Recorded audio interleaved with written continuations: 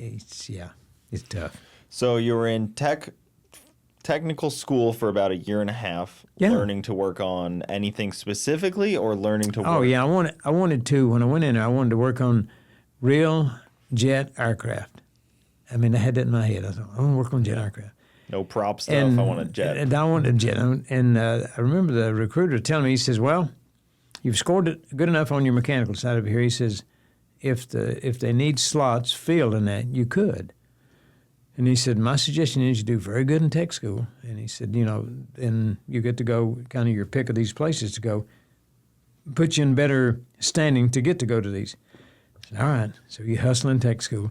And when you come out, you get your orders before, and all you guys stand around comparing orders, I get to go here, get to go here, and you think, oh, that's the Taj Mahal of it, And then you're looking at some of the guys had prop aircraft is working on. It's like, oh, no, not that, no.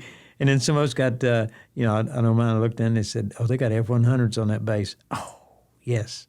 So that was my initiation into it. Now, I've worked on some of the prop stuff on it. It's not a lot of fun, I didn't think. But the jets, wow, that was where it was at. So what made the prop not fun, but the jet fun? It was, even at that time, which is in the 60s, that was old school stuff, I mean, the jets is like, this is the new stuff, the good stuff. Yeah. But the props still, we had a lot of bases, we had props and jets. And they were nowhere near as fast because you're limited by your prop speed. And you want to, well, naturally, it's the thing between the props and the jets. You fly boys down there with them jets. Well, you prop guys this and this. You can't run fast enough. All this stuff. Just the bantering back and forth.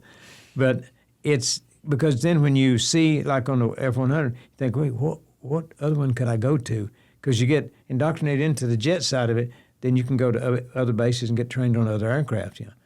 And that's, but you got to hustle. Got to hustle on the thing and let somebody. That if you're doing good, then your pilots help you a lot too. Hey, you should put in for transfer to whatever on the thing. Or you ever think about trainers on T-38s, or you ever look at 104s or 105s or all this? Yeah. Well, so it's the inventory of fighter aircraft that we have. The most recent one I worked on, or I say most recent, the last one I worked on was the F-4s. And now then, that's a dinosaur now. I mean, now we got the F-22s and all like that. But, I mean, it's still, a lot of countries still have F-4s and still use them. And it's a great aircraft. It's not real pretty, but it's a great aircraft. And that was the last ones that I worked on. But they're quite advanced machinery. But speaking of old stuff, look at the B-52. Yeah. Made in the 50s. In the 50s, can you believe it? And it's still using them today. And it looks modern. Oh, yeah. That thing, it looks like it came out last week. I mean, today. And that thing is on duty 24-hour, 24/7, flying around all the time. And what they did with those is unreal. Oh, my. Yeah. That is quite the story those things are. And, we get to read a lot about them, and you think in the 50s and early 60s they made those, and think, wow, what technology even then? And then your Blackbird was made in the same era, and the U-2s, of course. And you think, wow, how do people know that? I mean, just a bunch of dumb old people. How'd they know all that? Well, that's the way it is. The U-2s were always kind of goofy to me because they can't really land and take off like on their own. They need the help of it. You got to have people out here on the outriggers out here on the edge, and it's got these little outrigger gears set way out there. So when they come in, you got, I mean, that thing is, the landing gear is like this, Yeah. And the thing is, it's sit there and teeter-totter around you, and it's kind of like a glider anyway. So, but you can't have it when it comes in. I got everybody cleared out of the way, And the U-2 must be coming in, and that thing's like, it's quite an aircraft. But anytime they would land, that they were doing something. Oh. They were off on something. You guys been off on something, I think, because – some of the cameras they had on those were, my. And it had a thing, and it's common knowledge now. When they get up to a certain altitude, whatever the altitude was that they were going to look down on stuff, they had that engine that didn't have an afterburner. It was just we'd call it normally aspirated on thing versus say like some other power adder on it. Well, you could pull that thing back to like 16 or 18%. which most of your J57 engines, which is what it was, had to idle at around 51 or 52%. Well, this thing could put it back to like 16 or 17 because it was so light. It just cruised along. And it's very quiet along at those speeds.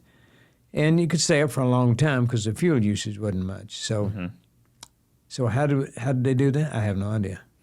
Yeah, it is really a awesome piece of engineering. Even the 71, the SR-71 Blackbirds, they didn't seem to get the use, though, that like the B-2 gets. No. They kind of were like a fleeting thing.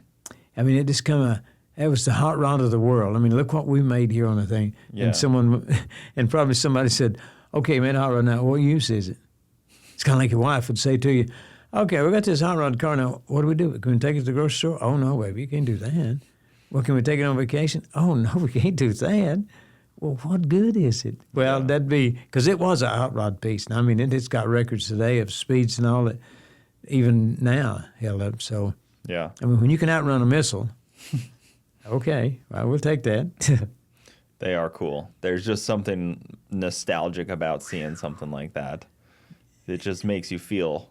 Oh, when you look at that, Like, you're like, oh, man. Look at that thing. Look at that thing. Wow. Because it's funny. I'm not a big fan of the military-industrial complex as it is today. Yeah. Oh. As Eisenhower said to worry about type of thing. But then you see something like that fly or like a B-2 fly, and you're just like, all right, I'm in. I'm in on this one here. I'm in on this thing. I'm in. All right, I'll pay the taxes. Or you see the Navy's group come by, their group called the Blue Angels, or you see the Thunderbirds of the Air Force come by and you think, yeah, that's our country. That's what we are. And then you see some of the jet fighters come over to practice, and then, it gives you a certain feeling about it, like, yeah, that's us. Sure is. And some of the stuff that we do, I'm not trying to make us out to be no, because we're just as bad as anybody else on it. But we do have a grand country here worth saving, worth fighting for, worth doing whatever needs to be to preserve that. I'd say that the things we produce, when I say the things, I'm talking about like aircraft, weaponry, and stuff like that, the fear of other countries of that is what helps us as much as anything on it. Yeah. I mean, wow. Well, you look at like our Ford class vessels, the aircraft carriers, and it's like those have the same firepower as most countries on one boat. On just like one ship. And even the other day I was reading, it's like, oh, we're sending our third to the Middle East. I'm like, third? 3 of them? Wow, what are we doing here? I mean, that thing there's got, sometimes as much as 5,000 or 6,000 people on board, okay? Yeah. Now then, and that's you've got a whole army on board of people. Now you've got aircraft on there to support. Now you've got, think about it. That thing is a floating city because it's got to have the fuel to fuel your aircraft on it. Got to have all the food for all them people. And it's just a functioning city out there floating around. And then you got to be on guard, for weather all the time because I guess, a bad storm could knock it out of the water or turn it over or whatever on it. But to tell you but if you ever get a chance to look at one of those vessels like that they have them open, just to go through it and look, you think, wow, look at this. And when people say, well, steel won't float, I beg your pardon, it will. Look at it, that thing's that's all metal, and the draft on them, oh, I remember talking to some of the Navy guys on the thing, and they were teasing about, okay, we live 30 or 40 feet underwater, and they do, because that's where they, sleeping quarters down there, they're 30 or 40 feet deep, decks up here, and you're down here sleeping.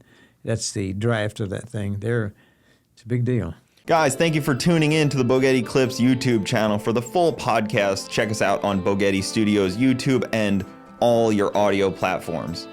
Also, hit that subscribe button to not miss out on any of the new Bogetti clips coming up.